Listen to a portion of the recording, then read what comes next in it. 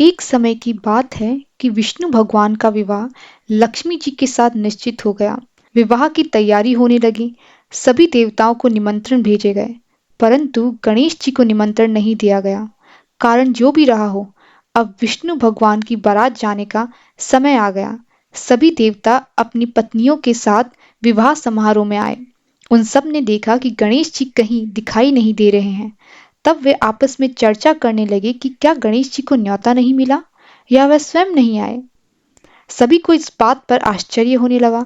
तब सब ने विचार किया कि क्यों ना विष्णु भगवान से इसका कारण पूछा जाए। विष्णु भगवान से पूछने पर उन्होंने कहा कि हमने गणेश जी के पिता भोलेनाथ महादेव को न्योता भेजा है। यदि गणेश जी अपने पिता के साथ आना चाहते तो आ जाते। अलग से न्योता देने की कोई भी आवश्यकता नहीं थी। दूसरी बात यह है कि उनको 1.25 मन मूंग, 1.25 मन चावल, 1.25 मन घी और 1.25 मन लड्डू का भोजन दिन भर में चाहिए। यदि गणेश जी नहीं आएंगे तो कोई बात नहीं।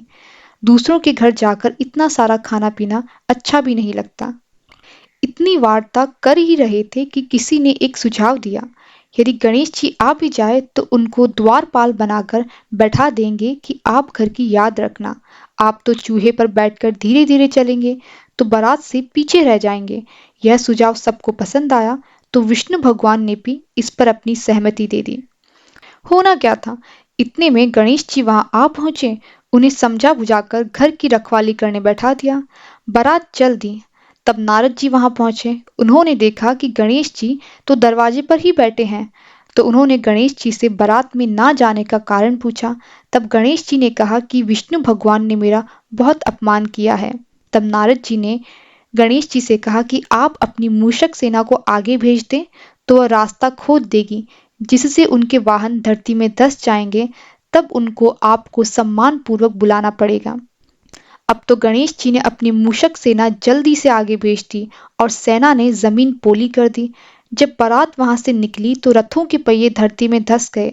लाख कोशिश करे परंतु पहिए नहीं निकले। सभी ने अपने अपने उपाय किए परंतु पहिए तो नहीं निकले, बल्कि जगह जगह से टूट गए। किसी की समझ में नहीं आ रहा था कि अब क्या किया जाए। तब नारद जी ने कहा कि आप लोगों ने गणेश जी का अपमान करके अच्छा नहीं किया। यदि उन्हें मनाकर लाया जाए तो आपका कार्य सिद्ध हो सकता है और यह संकट टल सकता है।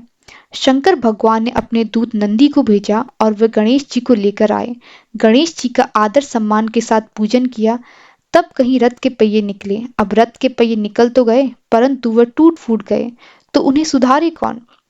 पास के खेत में एक खाती काम कर रहा था। उसे बुलाया गया।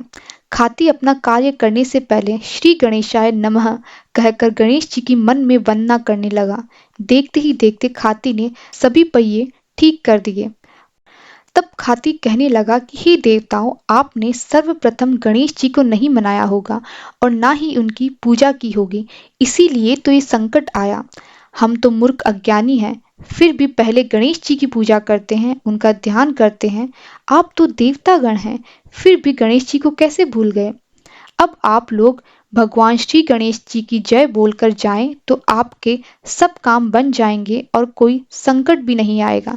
ऐसा कहते हुए बारात वहां से चल दी और विष्णु भगवान का लक्ष्मी जी के साथ विवाह संपन्न करा के सभी सहकुशल घर लौट आए। हे गणेश जी महाराज, आपने विष्णु को जैसो कार्य सरियो ऐसो कार्य सबको सिद्ध कर जो।